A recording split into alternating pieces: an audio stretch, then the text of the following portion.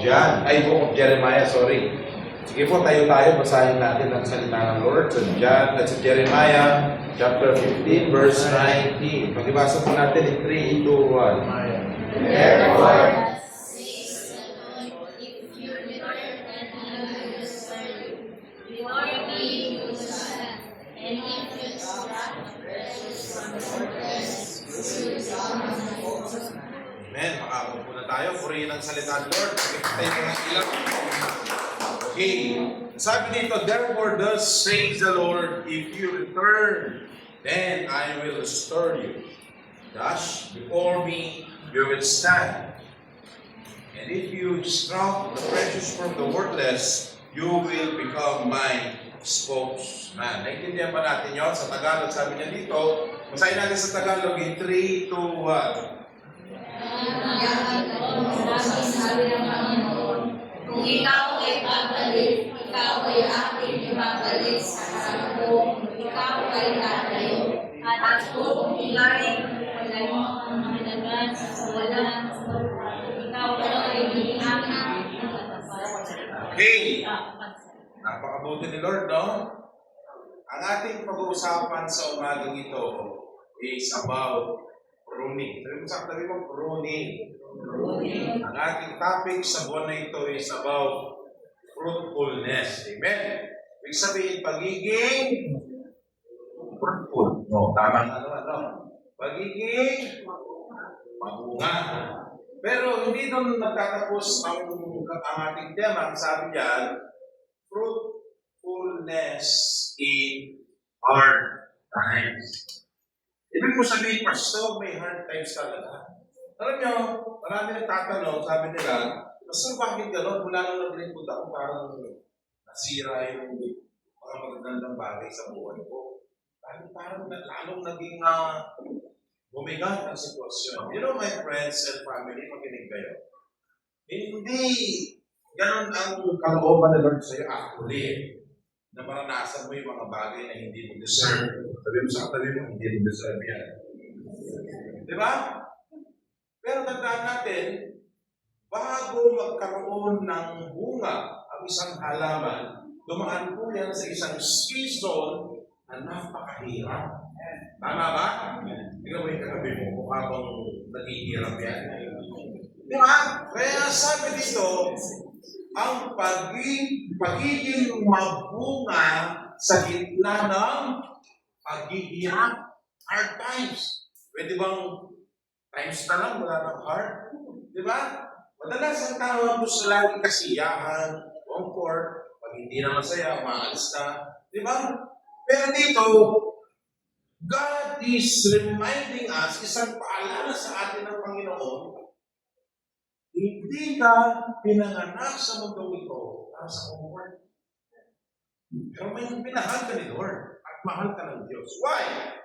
Look at the scenario in Genesis, no, Book of Genesis. Nag-uusap ng God the Father, God the Son, and the Holy Spirit. Ano sabi nila? Let us make a man. No? Namuhay ka sabi mo, kung habang ano yan, tao. Amen. Hawakan mo. Gumagalaw ba? Ano sabi doon? Let us make man according to our image and likeness. Tignan mo yung katabi mo. Tignan mo siya. Tignan mo siya. Sige, tignan mo sa likod mo. Yan. Kahawig ba yan ni Lord? Di ba? Basta si Lord bumal. Hindi. Gusto ko maintindihan natin dun sa scenario na yun. Ano sabi ni Lord? Let us make man. Walang sinabi ang Diyos doon na gagawa sila ng taong perfecto. Okay, gusto ko pag-usapan natin ang mabuti ito. No? Sabi niya, in our image and likeness, sa ating itsura. Sa itsura ng Diyos at sa kanyang sinabing likeness, yung kagustuhan. Tama? Yung mga sasabi mo, mukha bang kagusto-gusto yan? Amen. Tama po ba? Naintindihan niyo ba yung sinasabi ko? Pwede mo ipang-post mo yung Diyos? Ang sabi doon, no? Ulitin ko, let us make man. No? Malinaw na ang Diyos ang Ama, ang Anak, at ang Espiritu Santo ay nag-uusap doon. Ang sabi nila, marami nagsasabi, angel daw ang kausap doon. Tandaan niyo ito, magaling tayo mabuti. Kailanman, hindi pwedeng lumikha ang nilikha lamang. Nandiyan ba kayo? Kasi ang mga angels, sinong lumikha niyan? Si God. Amen? So malinaw, ang nag-uusap sa book of Genesis, it is the Father, Son, and the Holy Spirit. Kaya nasa John 3:16, anong sabi doon? Ganon na lamang ang pag-ibig ng Diyos sa sanglibutan. Yung sanglibutan doon, ito yung mundo, tama? Pero tayo yun. Kaya isinuho niya ang kanyang pinakamamahala para sa ikaligtas natin. Tama ba? At ang sino mang sumampalataya sa Diyos ay magkakaroon ng bonus. Amen? Buhay na walang hanggan. Kaya nga, kung mapapansin mo, bakit ang tao ay sadyang naghihirap? Nandiyan ba kayo? Dahil nga, si Lord mismo, si Jesus, nakaranas ng hard times. Kaya bago isend ang anak sa lupa, ano po ang nangyari? May conversation, di ba? Ano sabi niya? Let us make man. Nag-gets niyo ba yung sinasabi ko? Pwede naman hindi na gumawa ng tao si Lord eh. Tama? Bakit pinahintulutan ng Diyos na yung mismong kawangis niya, yung minahal niya ng lubusan, siya rin mismo ang mananapit sa kanyang anak na si Jesus. Amen? Tama ba? Kaya sabi niya, let us make man according to our own image and likeness. So ano yung logic daw? Pwede naman kasi hindi mahirapan si Jesus. Di ba? Pero bakit pinahintulutan ng Diyos? Kasi nga, bago magkaroon ng bunga, yung dumalak na dugo sa krus ng Kalbaryo, kailangan munang magkaroon ng hard times. Amen? Kaya nga, minsan naisip natin eh, ganitong kalagayan mo ngayon, napakapangit. Yung ngayon tabi mo. Diba? Anong sitwasyon mo ngayon? Parang hindi na maayos ang buhay mo. Forever na ang kakapit sa utang. Forever na ako masasuffer sa buhay na to. Siguro, tatanda na ako, wala pa akong pamiling bahay. Siguro, tatanda na ako, hindi pa maayos ang pamilya ko. Yan ang nakikita mo ngayon. Amen? Tignan mo si Christ. Tignan mo ang Panginoon. Anong sitwasyon niya? Anong sitwasyon niya nung pumunta siya dito sa lupa? Diba? Naghirap siya. Binura, tinapakan, binurakan. Diba? Binenta pa nga siya eh. Diba? Nung kinuha yung damit niya na napakamahal, o pinagsugalan. Sige. Watulas. Diba? Sabi niya, no? Sabi ba yan? Oo. 2, 3, 4. Meron bang 2, 3, 4, PJ? Alam ko, nandiyan PJ. Parang meron bang 2, 3, 4? Pero bakit naghirap si Christ? Tignan mo yung paghihirap ni Christ nung time na yun. Yun yung naging destiny natin sa panahon na ito. Yung paghihirap ni Kristo nung namatay siya sa krus ng Kalbaryo, tignan nyo, yun ang nagpalaya sa atin sa sumpa. Ayun. Ayan ba kayo? Ayan po ba kayo? Kaya dapat maintindihan natin, bilang isang lingkod ng Diyos, kasama ba talaga ang hard times? Sabi mo sa katabi mo, yes. Hindi pwede po ang kasiyahan. Sabi mo sa katabi mo, kung kailangan ka masaya. Kaya serving the Lord, tandaan ito paglilingkod sa Panginoon, para tayong nasa isang malaking stage. Tulad niya, nasa stage ako. Kanina, nasa stage sa worship team. Diba? Bakit? Ang buhay ng isang Kristiyano ay nasa isang malaking entablado. Ano yun? Bakit ganoon, Pastor? You need to perform. Tama? Tingnan mo yung katabi mo. Sige, tingnan mo na. Mata sa mata. Palagay mo ba yung katabi mo na yan? No. Pakinig ka. Sa palagay mo ba yung katabi mo na yan, okay lang ba yan? Diba? Hindi nga, okay ka? Kasi ang title natin, ano sabi sa title natin, no? Ano sabi dito? Be pruned or get burned. Okay ka ba kung sunugin kita? Ha? Sabihin mo, okay ka o hindi ka okay? Diba? Ano sabi? Be pruned or get burned. Kaya gusto mo maintindihan natin, no? Yung suffering na naranasan ni Kristo noon, hindi nagpalaya sa atin ngayon. Kaya tayo makapagawa ng mga bagay na ninanais natin. Amen? Kaya malaya tayo. Diba? Kaya maayos yung ating pamumuhay. Marami mong pagsubok, pero nananatili tayo. Kaya sabi dito, no? Yung hard times, listen to this. Kasama yan. Yung isang panahon, kasama yan. Tulad na sinabi ko, nasa isang malaking entablado ang buhay mo bilang sarili ko. Kailangan mong magpanggap na okay kahit hindi na okay. Bakit? Kasi, mamumunga ka, magkakaroon ka ng fruits. Ibig sabihin lang nun, lalago ka kapag yung performance mo sa Lord is maganda. Amen? Ready ko nasa entablado ka kapatid. Kahit mahirap, kailangan mong mag-perform. Kailangan mong tumayo. Amen? To become fruitful. Bakit? Kasi pag hindi ka nag-perform ng maayos, hindi ka lang puputulin, hindi ka lang iayos, hindi ka lang pagagandahin. Bakit? Ang pruning ba? Anong ibig sabihin nun? Ang Diyos, ang ating ang gardener natin, si Lord. Amen? O may hardinero ba dito? Ang hardinero natin ang Diyos. Habang pinupurod ka niya, pinatanggal niya yung mga bagay na hindi maganda sa iyo. Lord, bakit po ganito naman? Susunod naman ako sa iyo. Nakaka-active ko naman. Di ba? Nagdi-devotion naman ako. Kaya nga, hard times eh. Kailan magiging effective ang Christian life mo kapag may hard times. Hindi naman yung katabi mo. Minsan hindi nagpapa-hard times sa'yo. Tingnan mo nga. Di ba?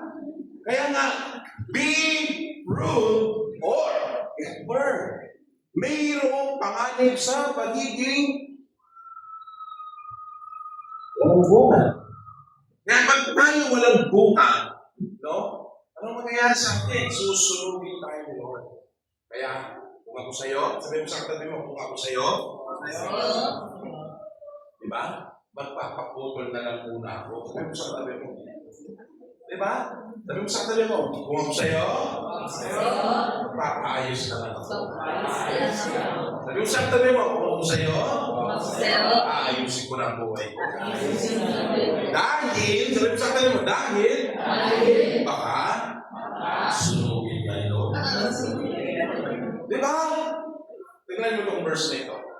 Therefore, sabi dito ng Panginoon, thus says the Lord, if you return, alam niyo ba sino kausap dito ng Diyos? Ang kausap ng Panginoon dito, si Prophet Jeremiah. Ano sabi sa Tagalog? Kung kaya nga, ganito ang sinabi ng Panginoon, kung ikaw ay babalik, sabi ko, totoo man, first time na bilang sa Christian, na naintindihan ko ng lubusan ang kwento ni Jeremiah. I thought Jeremiah is a great servant of the Lord, matapang, masunurin. Pero, kapatid, madalas nagiging example natin si Jacob, si Job, si David, si Daniel, di ba? Hello? Pero there's a man of God in the Bible pala na kung saan ay nakaranas din ng burn out. Sabi mo nga sa tabi mo, burn out. Napagod. Tingnan Ano mo ngayon katabi mo? Natago. Sabi mo sa katabi mo, pagod ka na ba? Mag-reply ka, hindi. Sabihin mo, mag-reply ko ulit, baka sunugin ako ni Lord. Di ba? Ano sabi niya? Kaya nga ganito ang sinabi ng Panginoon, kung ikaw ay babalik. Ano sabi ni Lord? Ano kasunod? Pakibasa natin yung kasunod. Kung ikaw ay babalik, ano sabi ni Lord sa kasunod? Oo. Ibig sabihin, ulitin ko ha, bakit may hard times? Yan ang ating tema sa buong buwan ng mundo. Kasi nga, sometimes, pinipigilan natin ang pruning na ginagawa ni Lord sa iyo. Diba? Nakakaranas ka na ng hard times. Hindi ka pa rin marunong magbuksan ng Biblia. Hindi ka pa rin nananalangin. Tingnan mo ha. Yung isang lingkod ng Diyos, isang leader, nagdi-devotion. Tumulog sa napipray. Nasistan. Nagtatimes. Binibigyan ng 10%. Tumadaan sa pagsubok pa rin. Ikaw pa kaya? Na hindi nagdi-devotion. Minsan, once in a while. Minsan, nagpipray, madalas hindi. Ang memorize lang ng prayer, bless this food, oh God, in Jesus' name, amen. Diba? Kaya dito, ang participation ni God at ng isang lingkod ng Diyos, hindi pwedeng pagbiwalayin. Amen po ba? Ano sabi? Kung ikaw ay babalik, ikaw ay aking ibabalik. Sa harap ko, ikaw ay tatayo. Hindi ka lang ibabalik ni God. Itatayo ka pa. Amen? At kung iiwalay mo ang mahalaga sa walang kabuluhan, ikaw ay magiging aking tagapagsalita. Amen? Kaya, napansin ba natin? Believing while leading, maraming kanya na leader. Nag-lead, nasa stage, nasa pulpit, nag-preach, nag-disciple. Nasa isang sitwasyon na kung saan napakainit sa Panginoon, but deep inside, they are bleeding. Tuturo ang kanilang damdamin ng kanilang puso. Pagkatapos silang mag-perform, pagkatapos silang gawin ang pinagagawa ng Lord sa kanila, pag-uuwi na sila, anong nararamdaman nila? They are alone. Malungkot na naman. Bakit? Madalas kasi, dito tayo nakapokus dun sa huli. Ano yun? Gusto lang nating magsalita. Gusto lang nating mag-lead. Gusto lang nating mag-perform para may ipakita kay pastor. Kaya makita ni pastor na ganito. Ang leader kita, ganito. Kapatid, hindi. Let us check our heart. Kaya nga, ang sabi dito, napakalinaw, if you return, I will restore you. The word re, letter R, letter E, ibig sabihin nun, again. Ang ibig sabihin po nun, again, I will restore, if you return. Ibig sabihin, bumagsak ka, you need to return. Bumagsak ka, God will restore you. Ito sa kanan. Kaya nga, tandaan natin ito. Kaya ka nandito kasi hindi ka okay. Sabi mo sa katabi mo, kaya pala. Sabi mo sa katabi mo, kaya ka pala nandito. Ngayon, naiintindihan na natin. Naiintindihan na natin ngayon. Kaya, bakit kailangan ng hard times, Pastor? Genesis pa lang, nakikita ko na napakatindi na usapan ng mga Panginoon natin. Di ba? Ng ating Panginoon na together with Holy Spirit, Father, Son. Then, kailangan isubo ang Diyos si Yesu Cristo. Si Jesus, ang ating Panginoon ay simbolo ng suffering ng ating buhay. Kaya dito, isang paalala sa atin, i-restore ka ni Lord. But first, you need to return. Pero sa katalim mo, balik ka na. Mahina. Bumalik ka na. Amen? Pagod, hina. Yan si Jeremiah, naranasan niya. Napagod, nanghina, na-discourage, na sermon. Amen? Sinermon siya ni Lord eh. Nagdingay, di ba? Ano sabi dito? Kaya nga ganito ang sabi ng Panginoon kay brother, di ba? At kay sister. Kung ikaw, kay babali. Amen? Tumatawa ka. Amen? Amen? Nandiyan ba kayo? Kaya minsan kung napagalitan tayo, nagmamanok-manukan tayo eh, no? Sabihin natin, nagawa ko naman yung best friend. Pagalitan pa ka. Pati, ang mahalaga, ginawa mo yung best friend. Amen? Kaya sabi dito, no? If you return, I will restore you. Sabi mo sa kataling kapagin mo dyan. Yan mo. Kaya ka ayusin nila. Amen? Amen! Ano sabi sa ating point, sa ating layunin? Sa ating objective, sabi dito, restoration begins with returning to God. God restores identity, standing, and purpose. Kailan magsisimula ang kaayusan? Ang pagpapanumbalik ng Lord sa iyo? The moment we return to God. Amen! Kailan ma-restore ang ating identity? Sa katatayuan ng ating Panginoon. At yung purpose mo dito sa mundong ito, the moment we return to God. Amen? Kaya kapatid, tandaan ito. Kahit na nasa isang malaking entablado ka, kahit na minsan pinapakita mo na nag-perform ka na lang, it is because kailangan mong gawin ito, at least ginawa mo. Amen? At least you did your best. Kaya nga, naniniwala ako sa umagang ito, may aayusin ng Panginoon. Amen? Ano sabi sa akin point number 1? If you return, pag nagbalik ka, sabi ng Lord kay Jeremiah, restoration starts with coming back to God. Kaya yung comeback, ang tindi nun. I'm not kidding. Yung pagbabalik mo sa Panginoon, yun ang matindi. Why? Yung pagbabalik mo sa Lord, higit pa yan. Ako kasi backslider ako, mga kapatid. Tumalikod ako sa Panginoon. Sa pagtalikod ko sa Lord, ang dami kong na-realize. Sabi ko, Lord, bakit ko po ginawa yun? Totoo. Ang dami kong naisip na mga bagay na hindi maganda. I feel like, yan mahalaga sa iba. Wala akong kwenta. Totoo, naramdaman ko yun. Hindi na nila akong mahal. Wala naman siya yung faro. Wala na lang mo kamusta. Iaalam ng Diyos sa buhay mo yun. Dati, wait na eh, bumibisita sa akin yun. Wala na bumisita. Alam niyo nangyari, it is between me and the Lord. Tinawagan ko yung aking pastor. Sabi ko, Pastor, gusto ko kong maglingkod sa Lord. Tulungan mo ako. Kailan magsisimula ang restoration? The moment we come back to God. Kapatid, kung susubukan ng kapatid, yung pamilya mo, ibalik mo sila sa Panginoon. Believe me. Amen? Huwag natin susukuhan yung mga tao.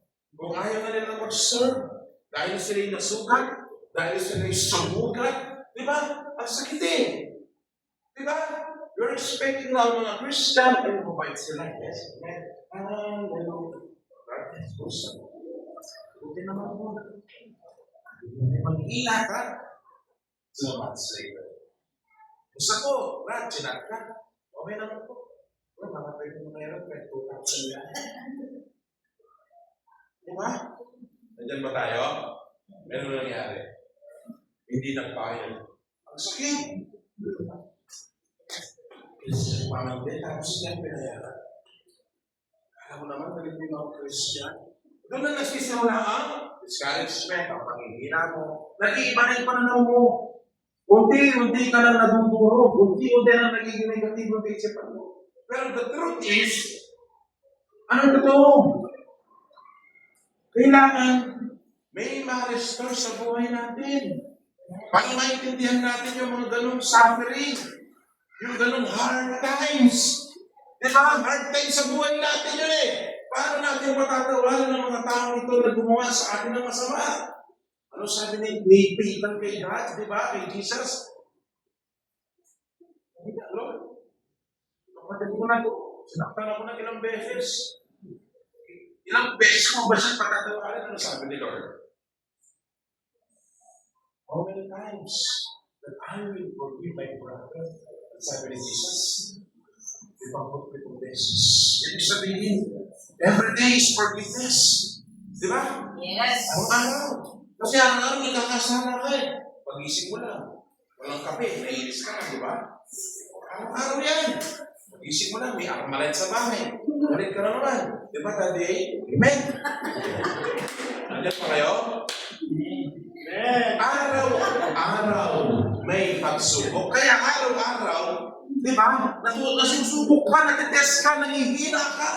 Nakakapanghina kaya. Tama ba?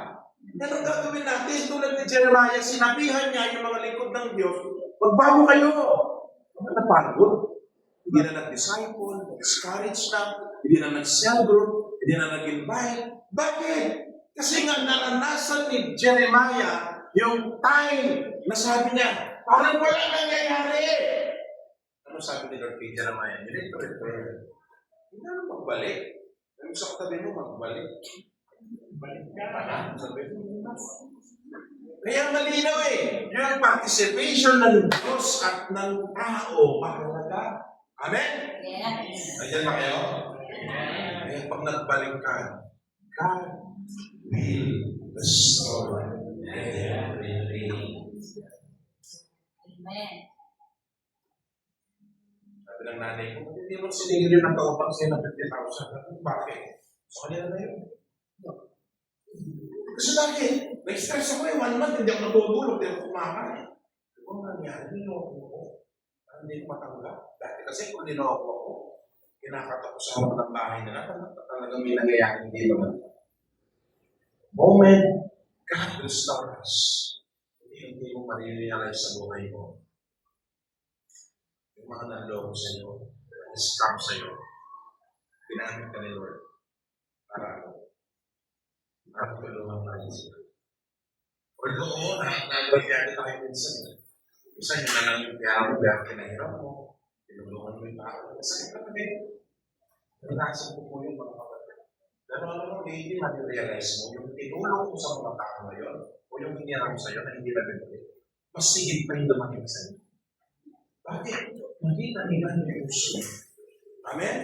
Kaya minsan tayo nasusugatan, tayo nangihina, tayo nalilito. Amen?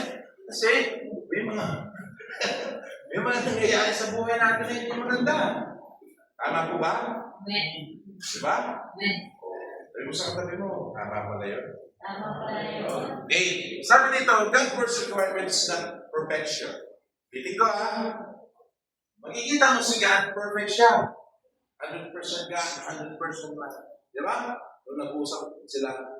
Pero pagdang uli, ang tingin ng mga tao kay Jesus o isenso sa mundo, hindi maganda.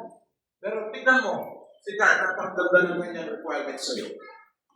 Hindi mo kailangan maging perfect sa pagbabalik mo o pati. Yes. Mayroon kasi maraming tao. Sino mo na yung buhay mo? Dapat wala akong tattoo pag naglikod ako kay Lord. Na Diyos? Hindi pabura mo. Nandiyan ba tayo? Sabi pa ni Lord sa iyo, anak, tanggalin mo muna yung tattoo mo bayan mo tamahalin. Hindi nga ano sinabi ng Lord kay Joshua. Amen? Ano sabi ni Lord? Pagbabalik ang mahalaga. Yes. God's not after our past. Pwedeng masabi natin na minsan yung mga taong itong masasama. Di ba? Pwedeng masabi natin na minsan wala lang pag-asa ang mga taong ito. Pero naisip pa natin minsan sa buhay natin, dati ka rin ganun kasama. Ang tindi mo mag-marites dati, amen? Pero pinago ka ni Lord. Ngayon hindi ka na marites. Ano na lang? Marisol. Ayaw mo yung Marisol. Kasi pastoran ba yun? Mari, ano? Sino yung isa? Basta. Ikat mo yun sa video. Limutan ko si pastor kasi ilalala. Di ba? God is not after your perfection. Walang perfectong Kristiyano. You failed. You need to return. Ano sa katabi mo? You failed or burn? Pamili ka. Pruning o susunugin ka ni God? Susunugin ng Lord si Jeremiah. Ito. Burn out na si Jeremiah. Kasi kumain siya ng bagong gum. Di ba? Ano nangyari? Na-stress ka. Sabi niya, kakain na lang ng bagong gum. Ano nangyari? Na-stress siya. Wala na nagigilig sa kanya. Basahin yung ganda. Basahin niyo po yung book of Jeremiah. May inspire kayo. Sina naman, no? Pinilit ba naman ng leader? Sabi niya, oo. Kailangan mong magano ha? Kailangan mong mag-backup ha? Kailangan mong tumayo. Kailangan mong devotion. Required, no? Kahit 2 hours na lang tulog mo. Tulog ka na alas 4, tapos may morning prayer na alas 6 na school. Kailangan ba talaga ito? Kailangan yan, sabi ni Lord. Di ba? Minsan may isip na lang na, Amen? Kala nyo ba kayo lang? Ako nga, naisip ko eh. Lord, bibridge na naman ako. May makikinig na yan. Namuhay ka tabi mo. Diba? Minsan naisip ko yun eh. Yan ba tayo? Amen. Ito na naman, practice na naman. Pansinin mo, kapag malapit ng gawain ni Lord doon sa tinatamad. Bakit? Kasi kaya na naranasan ni Jeremiah eh. Sa book of Lamentation, araw-araw may namamatay, nakikita ni Jeremiah yun. Nakikita ba talaga ang likod ng Diyos? Araw-araw nakikita ko, stress, pagsubok, tingnan mo yung katabi mo, pamira. Diba? Oo naman. Hello? Araw-araw nakikita ni Jeremiah, stress! Sobrang hirap na hirap sa sitwasyon niya. Araw-araw may pinapatay si Lord sa book of Lamentation, sa panagod, umiiyak na sabi niya, how these things happen, my God, sabi niya. Kasi, inaarbon ni Jeremiah yung mga tao sa Panginoon eh. Sabi niya, pwede ba, huwag mo na silang patayin, ano sabi nila tao? Book of Lamentation, mismong anak nila, pinakain nila. Kasi bakit? Napakatindi ng kasalanan nila. Kaya nga, ano sabi ni Lord, no? Lupit pa nga ng pangako ni Lord kay Jeremiah sa book sa chapter 29, verse 11. Alam ko ang plano sa iyo, anak. Sumunod sabi ni Jeremiah, plano. May hirapan din ako. O sino ganyan yan sa... Amen? Noon, ang masaya paglilingkod. Yes! 2 months, 3 months. Yes! 3 months. Oh, nabligaan ni Pastor. Oh, bro, galing ka rin ng baptista. Makasimong Diyos sa pag-usap-usap. Araw-araw si Jeremiah. Hindi lang siya kung nakikita niya, talagang literal na pagsubok. Pero ano sabi ni Lord sa kanya, di ba? Return to me. Kaya nanghina siya, na-burn out siya, nawalan siya ng passion sa Panginoon, nawalan siya ng devotion, nawalan siya ng pagmamahal sa tao. Ang tingin niya sa tao that time, pagsubok, tinamay ko tabi mo. Di ba? Ang tingin niya sa tao nung panahon na yun, na si Jeremiah, anong tingin niya? Pabigat. Walang pakinabang. Walang key. Totoo yun. Kaya sabi ni Lord sa kanya, hindi mo na maganda ang nangyayari sa iyo, Jeremiah. Kailangan ka nang magbago. Isipin mo, likod ng Diyos, pinagbabago ng Panginoon. Bakit? Kasi nga, si Jeremiah, akala niya, lahat ng nangyayari is kailangan perfect. Sabi nun sa tabi mo, hindi mo kailangan maging perfect. Hindi mo kailangan maging perfect. Para manumbalik, ibig sabihin, kailangan ng pagsisisi, pagpapakumbaba at pagsuko. Amen? Ito yung isang desisyon upang mabuo kang muli. Amen? You can serve God. You can perform to God. But if you are not strong, full of repentance and humility and surrender, it's like garbage. Useless. Magiging basura na ang ginawa. Kaya ang gagawin natin, habang kumakain ka ng candy, di ba? You need to return. Amen?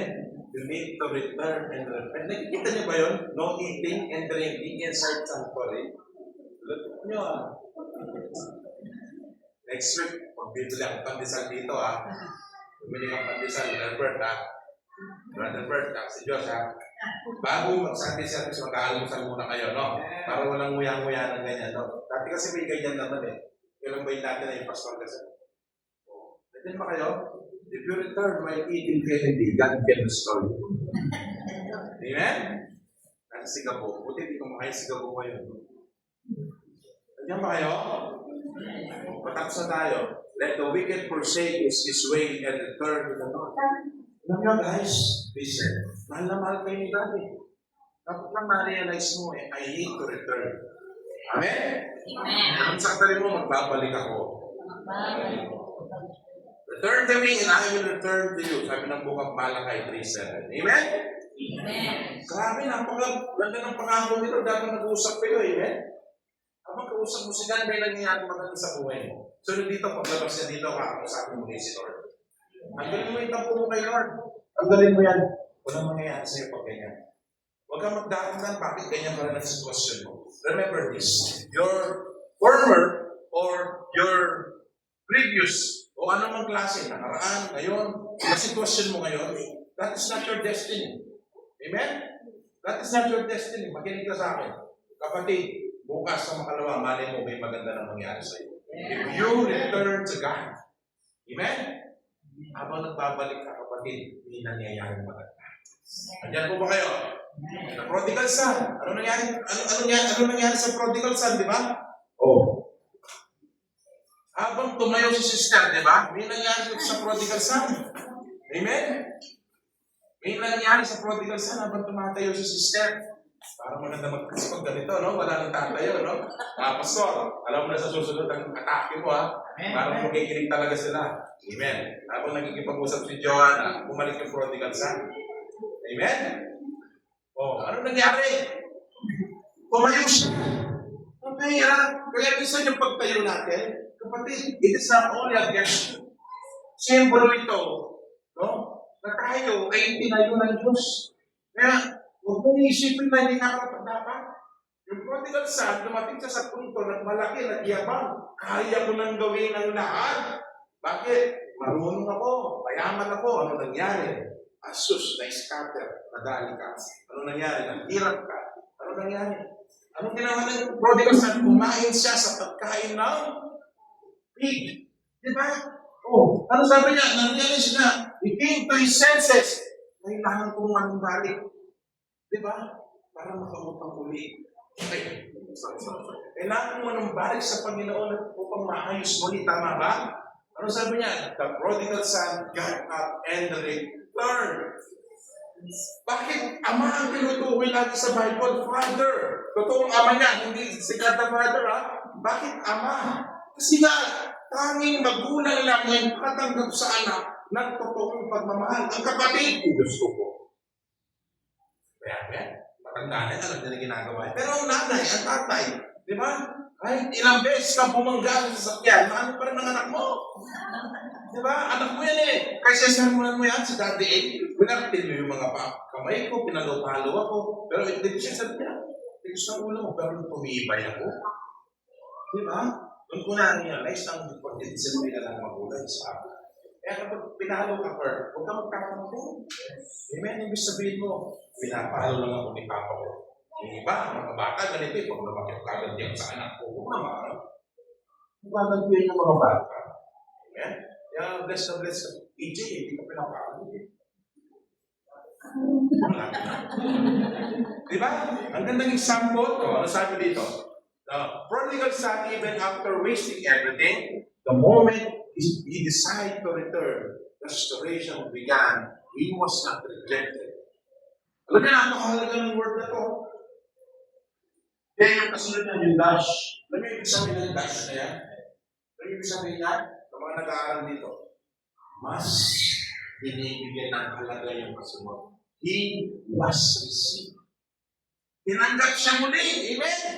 Tingnan mo kayo katabi mo, mukha bang tatanggapin na ba ni Lord yan? Tingnan mo nga.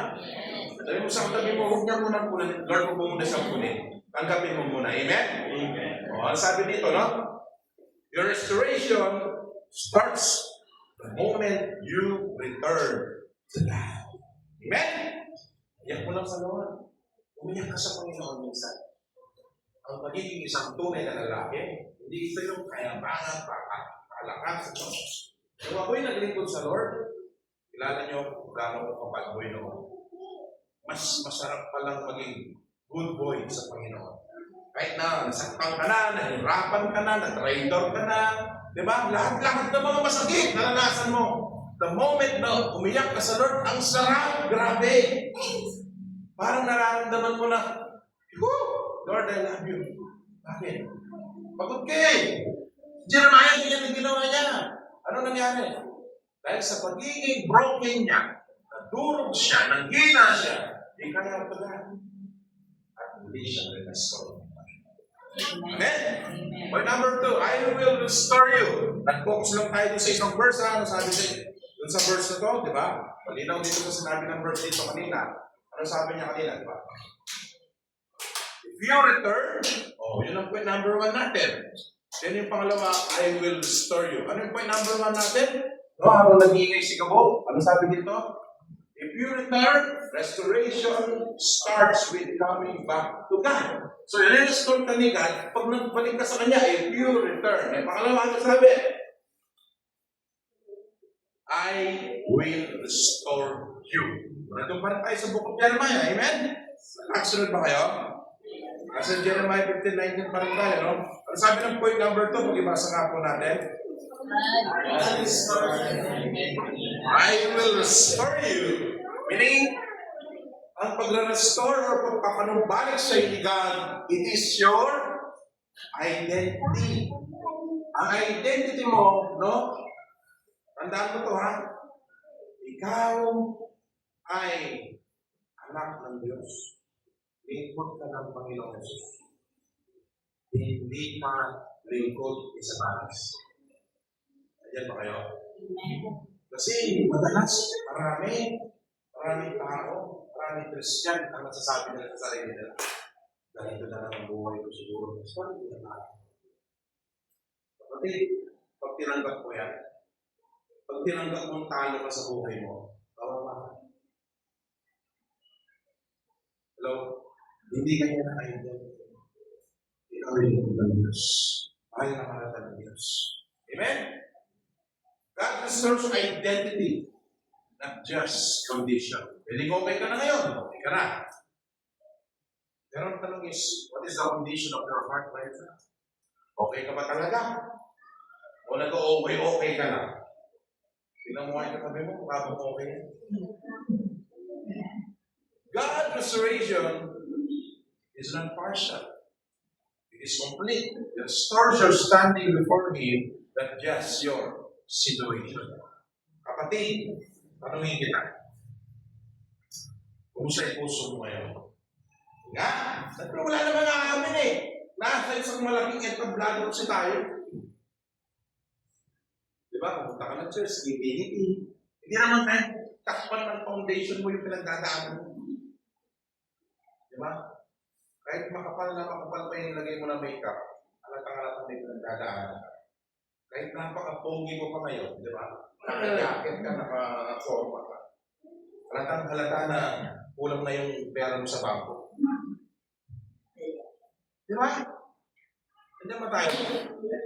Ang restoration ni Lord, hindi yung restore tayo bukas hindi. No, diretso yan.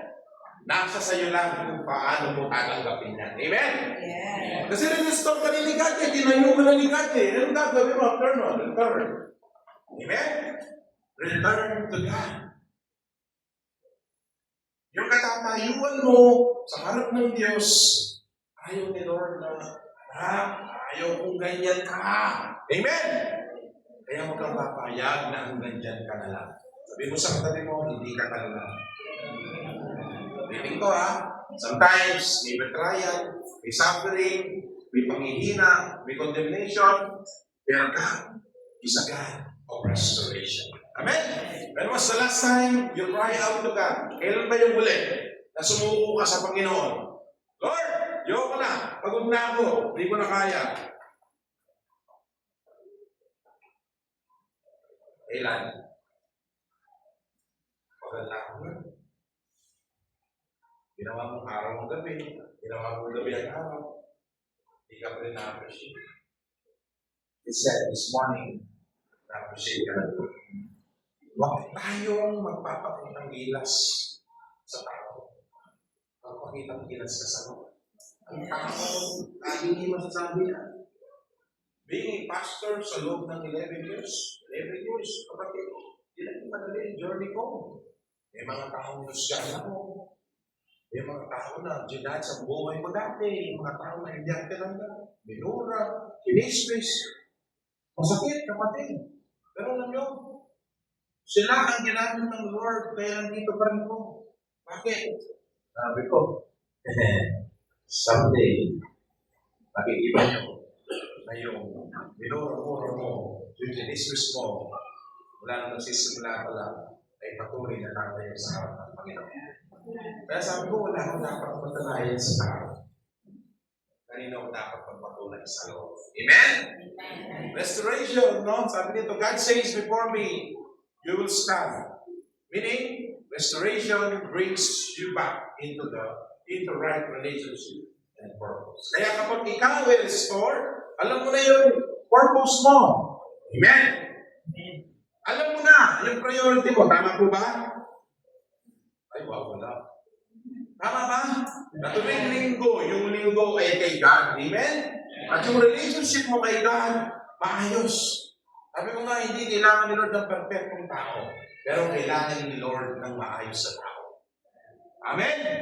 Lingin ko ang Diyos, hindi niya kailangan yung perfectong lingkod ng Diyos. Ano ang kailangan ni Lord? Yung maayos. God is a God who is able to do everything sa buhay natin. Sana naman, in return, makita mo na habang ikaw ay tumatagal sa simbahan, unti-unting naaayos yung buhay mo. Mahirap man, oo, maraming pagsubok, maraming utang, amen? Pero kapatid, tandaan ito, hindi nagbabago ang Diyos sa atin. He will provide everything. Amen? Amen. The Lord restored Job's fortunes and gave him twice as much as before.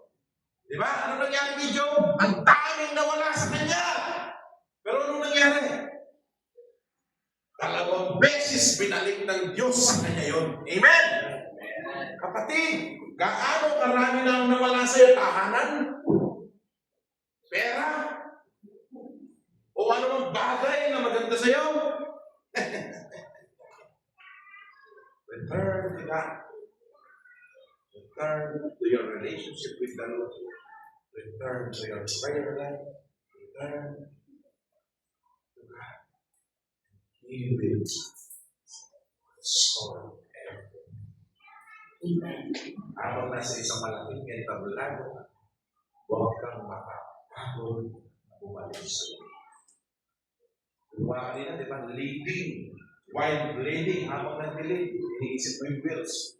Habang nag-delete, habang nag-disciple, habang nag-disciple, akala nyo yung mga leader nyo na yan, laging okay yan. Yeah! Yan ba kayo? Hindi mo alam, habang pinagluluto ka ng spaghetti, puyat pa yan. Hindi pa nagpahinga yan, galing sa biyahe. Di ba? Hindi mo alam, pinag-iipunan yung cellphone mo yan, tapos hindi ka karating.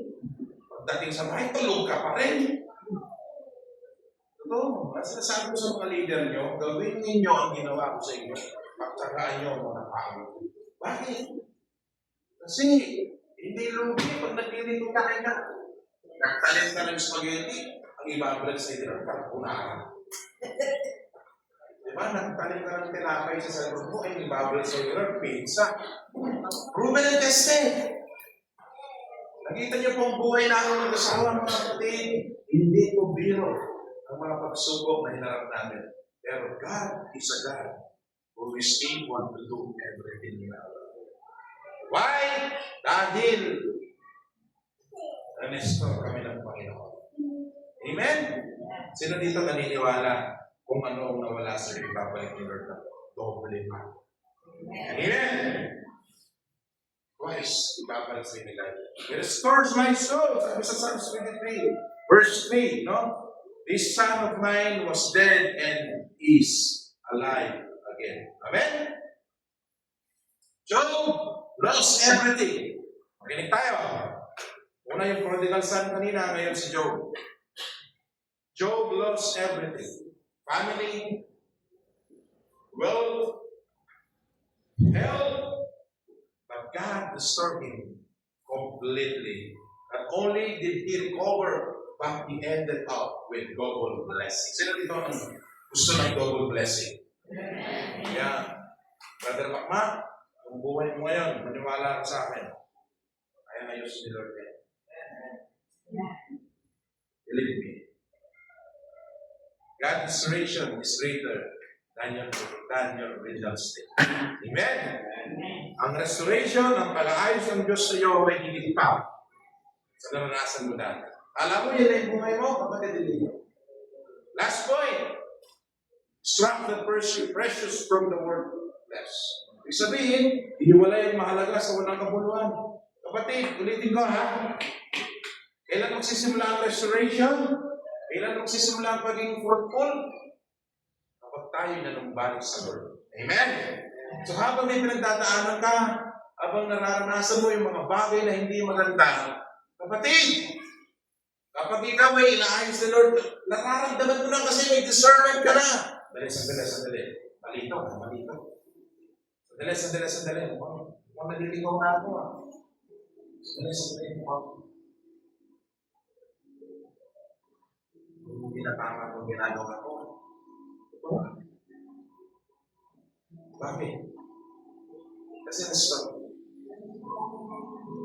Kung gusto mo nang maayos sa buhay, magpaayos ka. That's the point of this message. You want blessing? Magpaayos ka. Basta maayos ako eh, no? Lahat tayo hindi maayos kaya nandito tayo. Kasi hindi tayo perfecto. We fail. We commit sin. Diba? Nai-slide tayo, nadadapa tayo, natitisod tayo, nangihina tayo. Pero sabi ni God, kay Prophet Jeremiah, sinasabi sa iyo, you need to return. Kailangan mo magbabago. Restoration produces discernment and purpose. Amen? Amen po ba? After restoration, God commands Jeremiah to separate what is valuable for what is useless.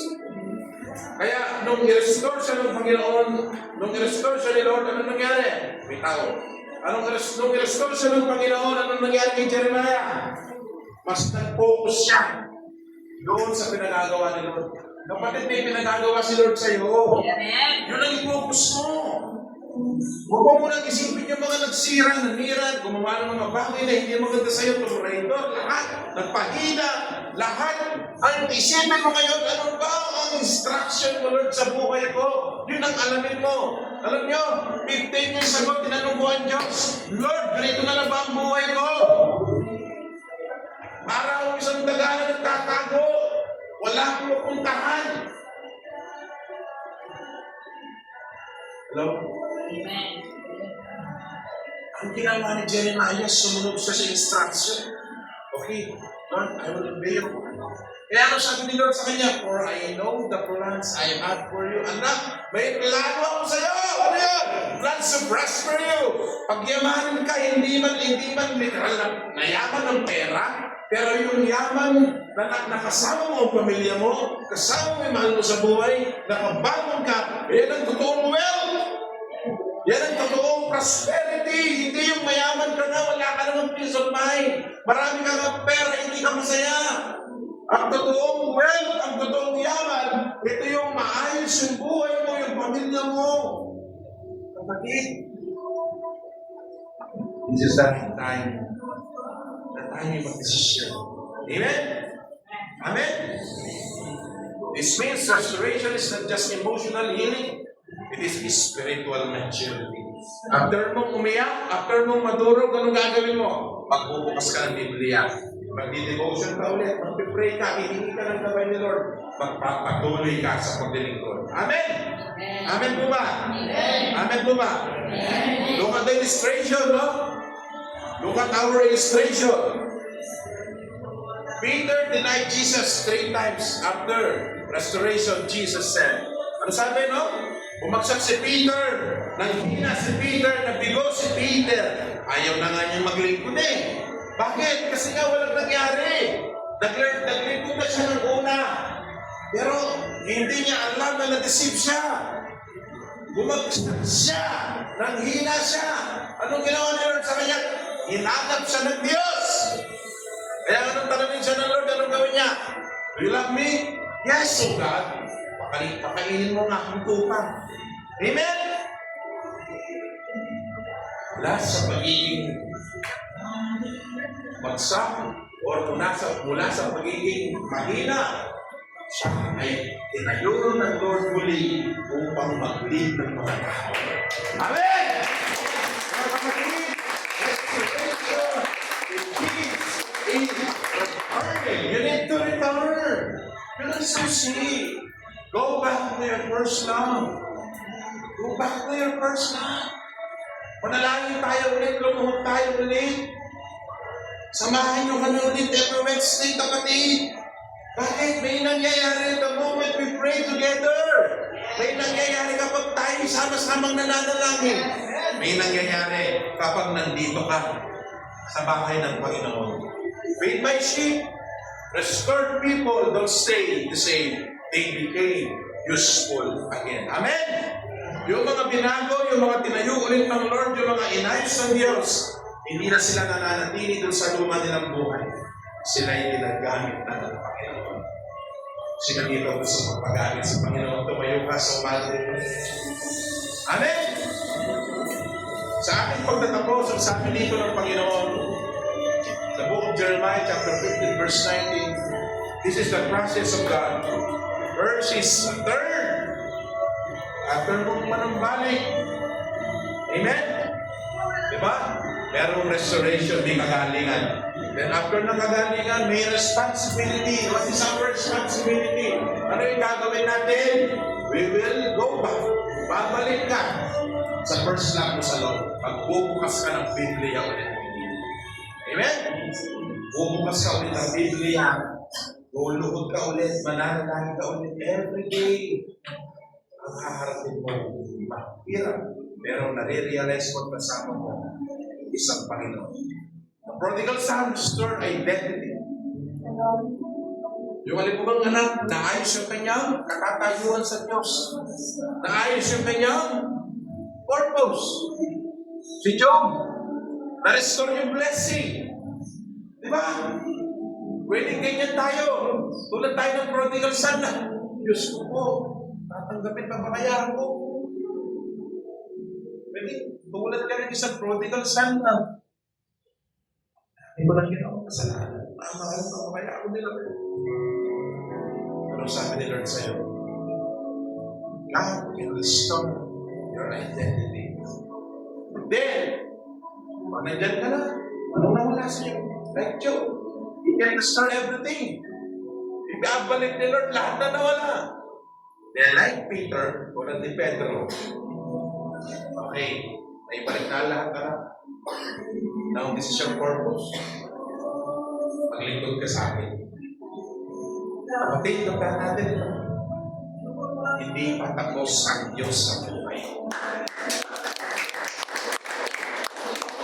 If you return, I will restore you. Sabi ni God. Kapag ikaw ay bumalik, ano sabi ni God? I-ayos ko ang buhay mo. This is not just a promise. It is an invitation. Iniimbitahan ka muli ng Lord. Ano? Gumaling. Magpagamit muli. Dahil ang Diyos ay may kaharian na ang kanyang kaharian ay punong-puno ng pagmamahal, punong-puno ng kaayusan, at hindi ito natatapos. Dito magsisimula ang layunin ng buhay. Come on, let us worship the Lord. Let us close our eyes. If you close your eyes, ipinit mo yung mga mata, itaas mo yung mga kamay. Come on, everybody. Ipinit mo yung mga mata. Itaas mo yung mga kamay. Let us worship Him. Hallelujah, hallelujah. Holy shit. Yes. Return to God. Come on.